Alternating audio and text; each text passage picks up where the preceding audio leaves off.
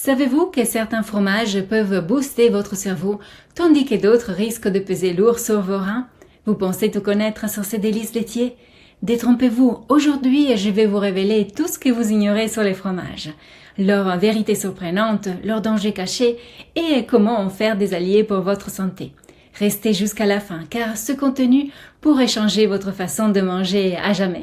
Les fromages constituent une large catégorie d'aliments dérivés du lait, comprenant de nombreux types aux saveurs, textures et procédés de fabrication différents. Et surtout, d'un type de fromage à un autre, il y a de grandes différences en termes de valeurs nutritionnelles, d'utilisation et de contre-indications.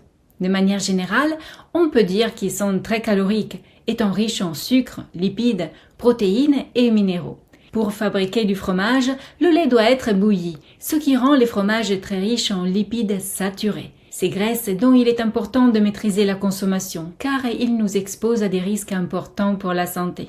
Il y a quelque temps, j'ai fait une vidéo pour vous expliquer les 3 types de lipides que l'on rencontre dans les aliments et comment gérer leur consommation. Je vous mets le lien en haut et en description si vous souhaitez la revoir. Un autre inconvénient des fromages réside dans leur faible teneur en fer, bien qu'ils soient riches en calcium et autres minéraux. Il existe des différences précises dans l'utilisation des différents types de fromages et dans leur association avec d'autres aliments, en fonction de l'objectif nutritionnel visé. Par exemple, les fromages affinés stimulent davantage les glandes surrénales et augmentent la réactivité nerveuse, en raison de la présence des substances telles que la tyrosine, la taurine ou encore la calcitonine. Tandis que les fromages frais ont surtout un effet calmant et sédatif nerveux, dû au calcium. Certains types de fromages peuvent aggraver une sensibilité aux céphalées et aux maux de tête de manière générale, spécialement chez les personnes dont l'activité du foie est déjà compromise. Dans tous les cas, l'intégration des fromages dans une alimentation quotidienne exige que le foie et la vésicule biliaire fonctionnent parfaitement, c'est-à-dire qu'ils soient en excellente santé.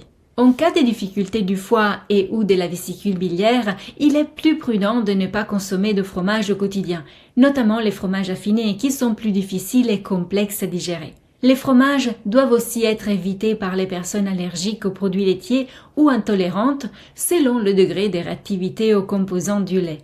Mais attention à ne pas confondre la consommation du lait frais entier avec celle des fromages, car dans le cas des fromages, les réactions de l'organisme peuvent ne pas être immédiates, mais se présenter un peu plus tard, sous des formes plus graves. Lait frais entier et fromage sont des aliments totalement différents pour l'organisme. Bien souvent, nous pouvons plus facilement tolérer le lait frais entier et aussi le yaourt au lait entier, mais pas du tout les fromages.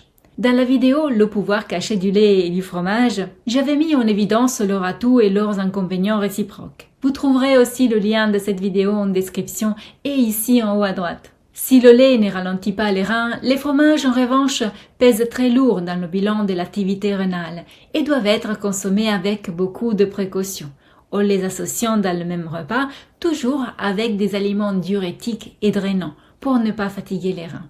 En conclusion, pour utiliser les fromages dans l'alimentation quotidienne sans nuire à l'organisme, il est préférable de connaître avec précision les caractéristiques des aliments pour obtenir une alimentation équilibrée et adaptée à chaque situation de santé. Il est tout à fait possible d'apprendre facilement à bien associer les aliments, même si cela requiert un petit effort au début, mais c'est comme pour apprendre une nouvelle langue étrangère ou un nouveau sport. C'est en pratiquant régulièrement, en s'entraînant un peu tous les jours, en apprenant quelque chose de nouveau chaque jour, qu'on finit par avoir des réflexes qui peuvent vraiment faire une grande différence sur notre état de santé et notre vitalité. C'est pour cela que j'ai créé cette chaîne, pour vous offrir, avec une vidéo par jour, des connaissances précieuses en alimentation. Abonnez-vous à la chaîne pour ne rien manquer.